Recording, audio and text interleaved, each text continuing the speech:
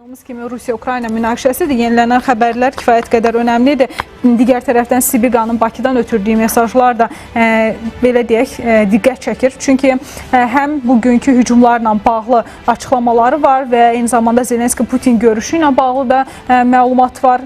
Sibirqanın açıqlaması var. Bütün bunları müzakirə etmək istəyir. Əlbəttə ki, studiyamızın qonağı siyasi şərhçi Əhməd Şahidovla. Əhməd bəy, xoş gördük sizi. Xoş gördük, hər vaxtınız xeyir olsun. Hər vaxtınız xeyir olsun. Görüşlərin ikinci raundunun İstanbulda keçiriləcəyi gözlənilən idi və bununla bağlı artıq TASS məlumat yayır və mənbələrə istinadən verdiyi məlumat da deyə dərc edir. Bu artıq biz deyə bilərik ki, 80% bu formadadır ki, TASS-dan və mənbələrə istinadən məlumat gəlir. İstanbul görüşləri, növbəti görüşlər nə isə razılaşdırıla bilərmi? Bundan öncəki sadəcə ortaya atılan ən önəmli açıqlama ilə vurguladığımız kimi minə-min mübadilə oldu, əsir mübadiləsi. Bu bir növ bir addım idi ən azından. Bir şey əldə olundu. Bu dəfə nələr ola bilər? Ümumiyyətlə bu dəfə də inanmıram ki, ciddi bir irəliləyiş əldə olunsun. Çünki son günlər xüsusən də Rus ordusunun Kiyev və digər əsas şəhərlərə hava hücumları və bu 3 il bundan əvvəlki müharibənin başlamasından bəri ikinci belə böyük hücum əməliyyatıdır ki, Rusiya həyata keçirir və bu hücum əməliyyatları artıq intensiv hal almağa başlayıb və Ukrayna da buna cavab olaraq Belgorod vilayətində artıq hərbi əməliyyatlar keçirir və Moskva ətrafında bugün belə dronlar, hücumlar həyata keçiriblər. Görünən odur ki, tərəflər artıq aktiv şəkildə hərbi əməliyyatları, müharibəni davam etdirirlər və günü-gündən də bu şiddətlənir. Belə olan halda İstanbulda keçirilən sonuncu görüşdə sizin də az öncə qeyd elədiyiniz kimi ən böyük uğur sadəcə minə yaxın hərbi əsirlərin, girovların dəyişdirilməsidir. Heç bir siyasi irəliləyiş əldə olunmayıb, razılıq əldə olunmayıb. Atəşkəslə bağlı yenə fikirlər bir-birinə tam şəkildə ziddir. Əlavə olaraq Rusiya bir sıra sərt, maksimalist şərtlər irəli sürür və bildirir ki, 30 günlük atəşkəsin əldə olunması üçün Ukrayna qərbdən silah alışını dayandırmalıdır və bir mənalı şəkildə bu hərbi əməliyyatlar dayanmalıdır. Ukrayna tərəfi isə bunu Rusiyanın sadəcə siyasi manevr olaraq qiymətləndirir və bildirir ki, deyilir ki, Kreml bundan sonra da müharibəni uzun müddət davam etdirmək üçün planlar qurur və görünən odur ki, Ukrayna tərəfi artıq uzun müddətli müharibəni reallığını qəbul edib və bu baxımdan Avropa ölkələrindən, Qərb ölkələrindən 2025-ci il üçün hərbi əməliyyatları, bu müqaviməti davam etdirmək üçün daha 15 milyard ABŞ dolları tələb edir və artıq bu müharibələrdə dron hücumlarının, dron əməliyyatlarının önəmi artır. Hətta ABŞ tərəfi də bu dron əməliyyatlarının araşdırılması, effektivliyi ilə bağlı açıqlamalar verməkdədir. Görünən odur ki, Rusiyada bu dron hücumlarına üstünlük verir. İran istehsalı olan şahid dronlarından geniş şəkildə istifadə olunur və belə olan halda tərəflər arasında heç bir siyasi razılıq əldə olunmuyub. Türkiyə tərəfi də İstanbulda keçiriləcək birinci raund danışıqlarında müəyyən şərtlər irəli sürmüşdür, bilirsiniz. Türkiyə bildirirdi ki, ilk növbədə 30 günlük atəşkəs əldə olunmalıdır. Daha sonra mərhələli şəkildə humanitar məsələlər həll olunduqdan sonra siyasi məsələlər həll olunmalıdır, ölkələrin ərazi bütövlüyü.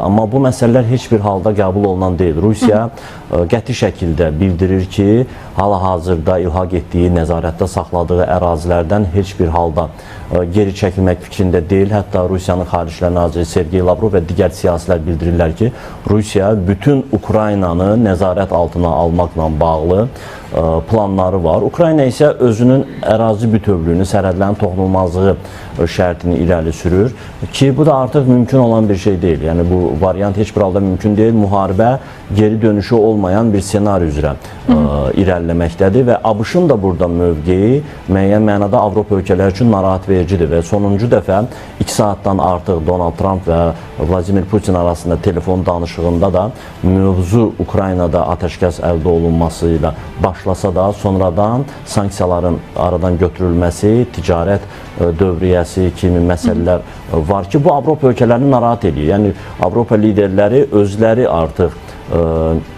kollektiv sürətdə öz təhlükəsizliyini təmin etmək və 2030-cu ilə qədər Avropanın kollektiv təhlükəsizliyini və Ukraynaya dəstəyi davam etdirməklə bağlı planlar qururlar. Çünki Avropa liderləri başa düşürlər ki, ABŞ artıq Avropanın təhlükəsizliyi üçün əsas qarant ölkə sayıla bilməz. Əksinə, ABŞ bugün Rusiya ilə ikili münasibətləri bərpa eləməyə, ticarət dövriyyəsini bərpa eləməyə və Ukrayna ilə bağlı danışıqlarda Ukraynanın iştirakı olmadan birbaşa Vaşinqton və Moskva arasında danışıqlar gedir ki, bu da təbii ki, nə Avropa tərəfindən, nə də Ukrayna tərəfindən qəbul olunmur. Ukrayna lideri Vladimir Zelenski bildirir ki, Ukrayna iştirakı olmadan heç bir atəşkəs, heç bir sülh danışıqları qəbul edilən deyil. Sibiqa bugün Bakıdadır və görüşlər çərçivəsində Xarici İşlər Naziri Ceyhun Bayramovla bərabər mətbuat konfransı keçirildi. Önəmli mesajlar var. İstəyirəm ki, bir neçəsini təqdim edək. Daha sonra müzakirələrimiz o istiqamətdə davam etdirək. Belə ki, Ukrayna Xarici İşlər Naziri Zelenski-Putin görüşünə hazırlıq barədə məlumat verib. Sibiqa vurğulayıb ki, Ukrayna və Rusiya tərəfi birbaşa danışıqlar imkanı əldə etdi və İstanbulda keçirilən görüşdə cari vəziyyət müzakirə edildi. Bizim üçün hazırda vacibdir ki, barışığa nail olaq. Biz sülh səylərinə sadiq və Azərbaycan kimi ölkənin dəstəyi bizə vacibdir. Rusiyaya təzyiqi davam etdirmək lazımdır ki, barışığa hər sahədə nail ola bilək. Bu, sonraki bizim sülh səylərinə və danışıqlara gedən yolu açacaq. Biz buna açığıq, amma bu yolda ilk addım atəşkəs olmalıdır. Bu yaxınlarda İstanbulda baş tutan görüşdə Rusiya qondarma məruzələrini Ukraynaya oxumağa çalışdı. Bu görüşün nəticələri çox vacibdir.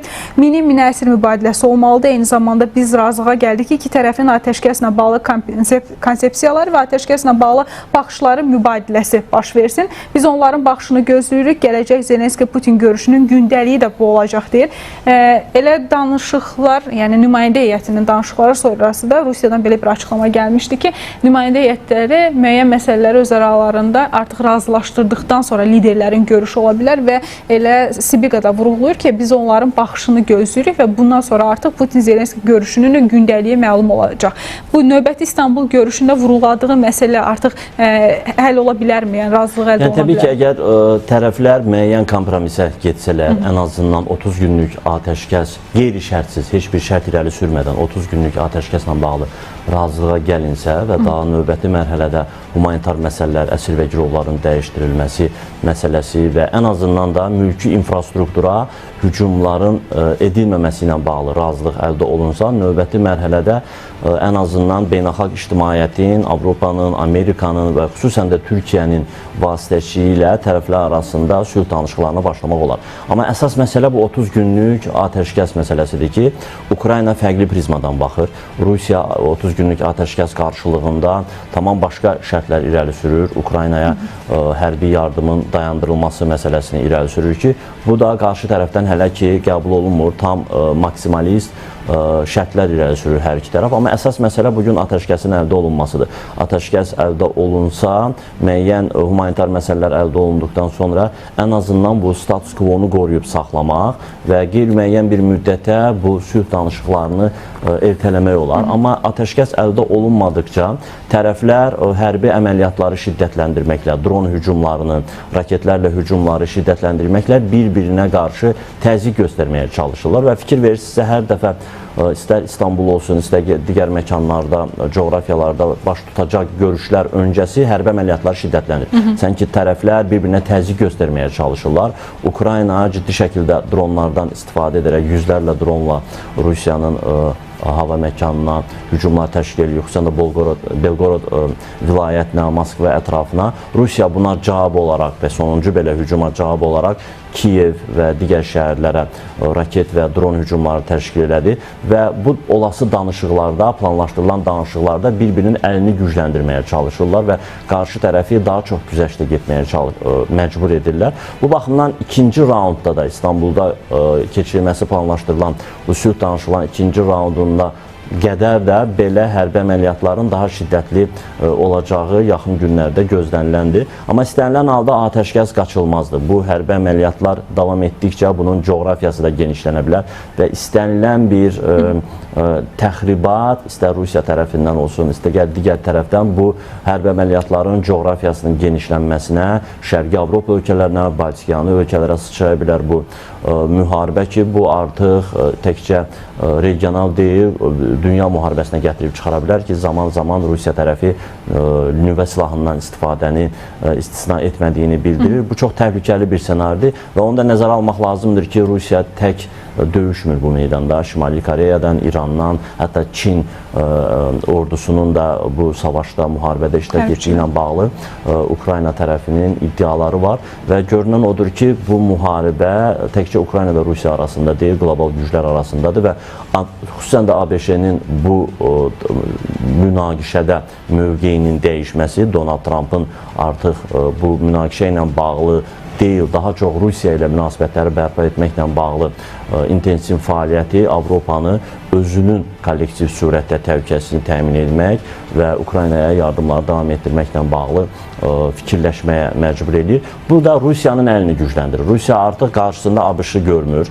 Rusiya bilir ki, qarşısında Ukrayna və ona dəstək göstərən Avropa İttifaqıdır. Bu, Rusiyanı daha qəti və əmin şəkildə davranmağa və daha dağıdıcı hücumlar təşkil etməyə və bu hücumların da nəticəsində sülh danışıqlarında Ukraynanı müəyyən güzəştlərə getməyə məcbur edir. Kreml istəyir ki, bu 30 günlük atəşkəs qarşılığında bir təminat əldə eləsin ki, Qərb bundan sonra Ukraynaya hərbi yardımlar göstərməyəcək. Ukrayna heç bir halda NATO-nun üzvü olmaq, Avropa İttifaqının üzvü olmaq kimi planlar qurmayacaq və bununla da Vladimir Zelenskinin ölkə daxilində reytingi tamamilə sıfıra düşəcək və Rusiya öz istədiyi bir siyasi lideri ya Rusiyadan ixrac etməklə və ya Ukrayna daxilində Rusiya yönümlü kadrlardan kimisə təyin etməklə siyasi olaraq tamamən Ukraynanı nəzarət altına almağa çalışır ki, bunu da Avropada yaxşı başa düşürlər və bu baxımdan Vladimir Zelenskinin sonuna qədər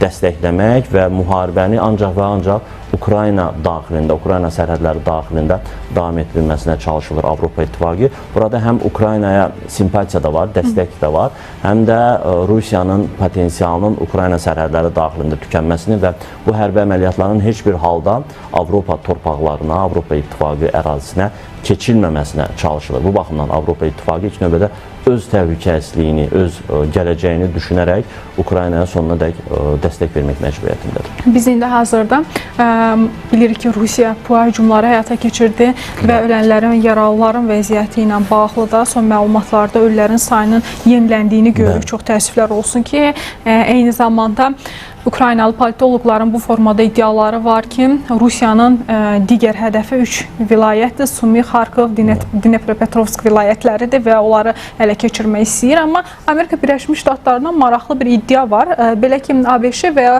Avropanın yüksək rütbəli rəsmiləri və hərbi ekspertlər hesab edirlər ki, Rusiyanın Ukraynadakı hərbi gücü zəifləməyə başlayıb və Moskva gələn ilə qədər ciddi kadr və silah çatışmazlığı ilə üzləşə bilər. Bunu Washington Post nəşri yayımlayıb. Onlar hesab edirlər ki, Moskvaya təzyiq etmək məqamı indi münaqişənin başlanğıcından bəri ən əlverişli vaxt ola bilərdi. Buna bağlı fikriniz necədir? Həqiqətən də indi biz şiddətlənən hücumları gördüyümüz anda Rusiya bir qədər də zəifliyini mi gizlətmək istəyir? Yəni bu gələn iddia doğrudurmu? Həqiqətən əlverişli vaxtdır mı indi?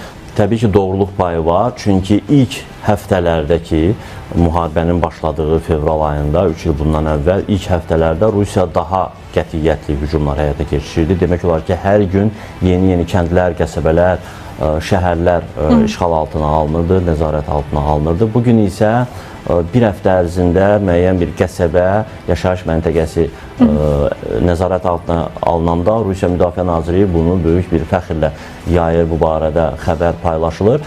Amma təbii ki, zaman keçdikcə və bu müharibə uzandıqca Rusiyanın potensialı da tükənmək üzrədir və buna paralel olaraq bununla yanaşı Qərbdən Rusiyaya qarşı artıq neçənci dəfədir ki, sanksiyalar paketi yenilənir, daha dərin, daha şiddətli sanksiyalar Rusiyanın iqtisadiyyatını kökdürməyə davam edir. Rusiya heç təsadüf deyil ki, İran İslam Respublikası ilə hərbi dəstək alır, istər raketlər olsun, istər az öncə dediyimiz kimi şahid dronları olsun, Şimali Koreyadan əskərlər alır. Bugün artıq iddialar var ki, Çin ordusunun əskərləri bugün Ukrayna ərazisində Rusiya tərəfində savaşırlar və bu Rusiyanın tək başına bu müharibəni davam etdirmək iqtidarında olmadığını göstərir və bu bir neçə ildə davam eləsə, təbii ki, Rusiya artıq daha şiddətli addımlar atmağa məcbur olacaq ki, bu da sonunda nüvə silahından istifadə etmək. Yəni Rusiya rəsmiləri istər Vladimir Putin olsun, istər Medvedev olsun, Müdafiə Naziri, Xarici İşlər Naziri hər zaman bildirirlər ki,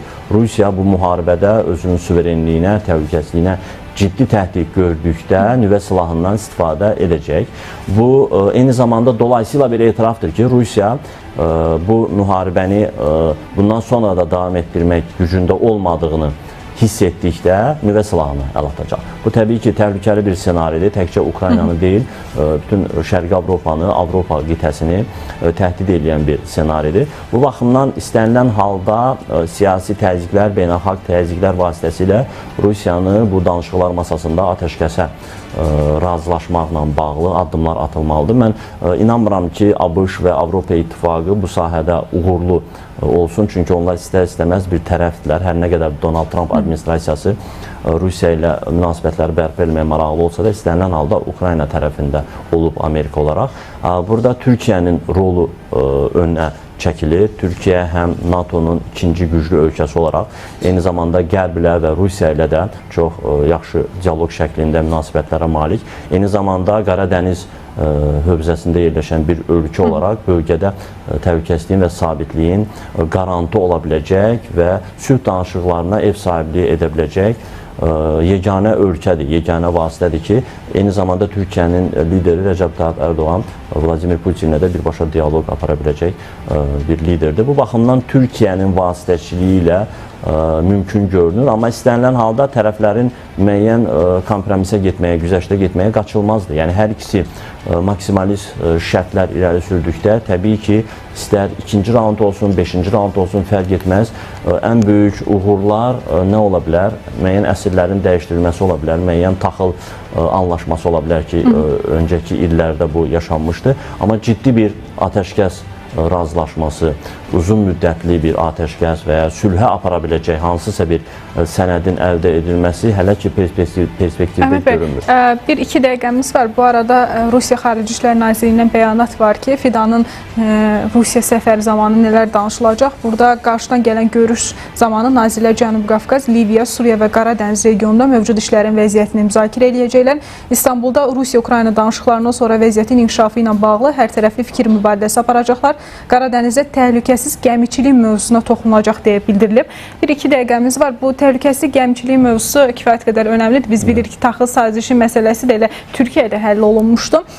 Bununla bağlı da bir son dəyərləndirmənizi alaq. Təbii ki, bu dəniz, liman məsələsi bu həm Rusiyanı, həm Ukraynanı, Avropanı, Türkiyəni maraqlandıran ciddi məsələdir və Avropanın bugün taxılla təmin edilməsində, xüsusən də Ukrayna taxılının Avropaya və bütün dünyaya ixracında bu müharibə ciddi bir əngəldir və bu zaman-zaman tərəflər arasında razılaşmalar əldə olunub ki, elə Türkiyədə əldə olunan bu razılaşmalar bu limanların təhlükəsizliyini, mülki infrastruktura hücumlarla yanaşı dəniz limanlarına hücumların qadağan edilməsi məsələsi var ki, bu Türkiyənin də marağında olan bir məsələdir. Çünki Qara Dəniz limanları vasitəsilə Ukrayna taxılının ixracı məsələsi və digər dəniz limanları vasitəsilə yük daşımalar məsələsi bu müharibədən əsas müzakirə predmetindən biridir. Bu baxımdan Türkiyənin Xarici İşlər Naziri Hakan Fidanla Sergey Lavrov arasında görüşdə də bu müharibəni dayandırmaq məsələsi ciddi bir, böyük bir problem olduğundan heç olmasa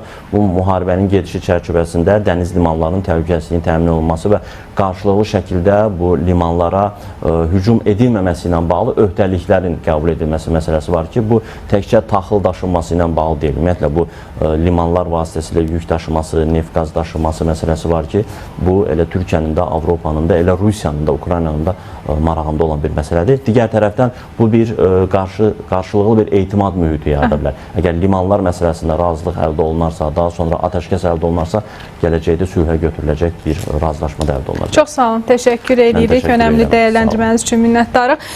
Qeyd eləyək ki, bizim son müzakirə istiqamətimiz də Rusiya-Ukrayna münaqişəsi idi. Bununla bağlı yeni